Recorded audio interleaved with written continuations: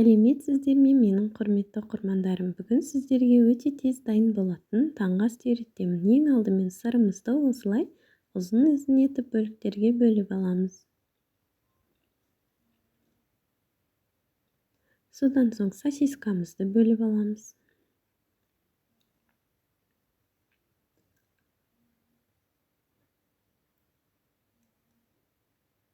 Енді лавашымызды осылай бөліп аламыз. Менде мұнда 2 лаваш 16 бөлікке бөлінеді.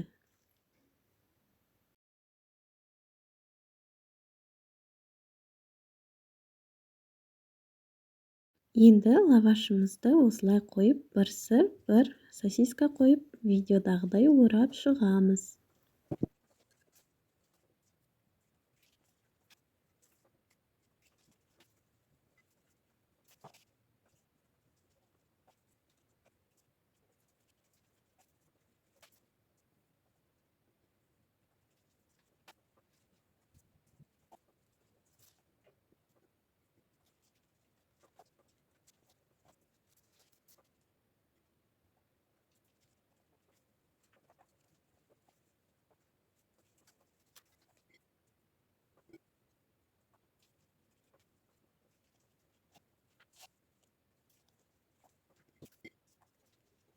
Лаваштарымызды орап болғасын, ыдысымызға 2 жұмыртқаны жарып, кішкене тұз салып араластырамыз.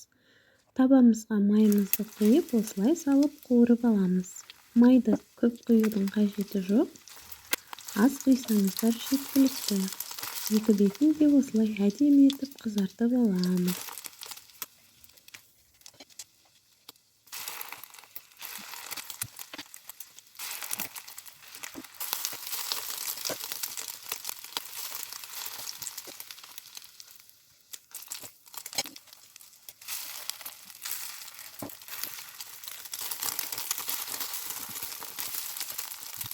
Егер де бөлектен жұмыртқа артықпаса, осылай блины етіп қуырып алуға болады жұмыртқаны.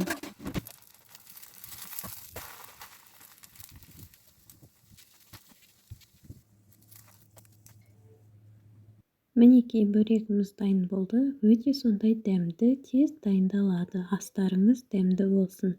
Менің каналыма тіркелуді ұмытпаңыздар. Менде күнделікті жаңа видеолар шығып отырады.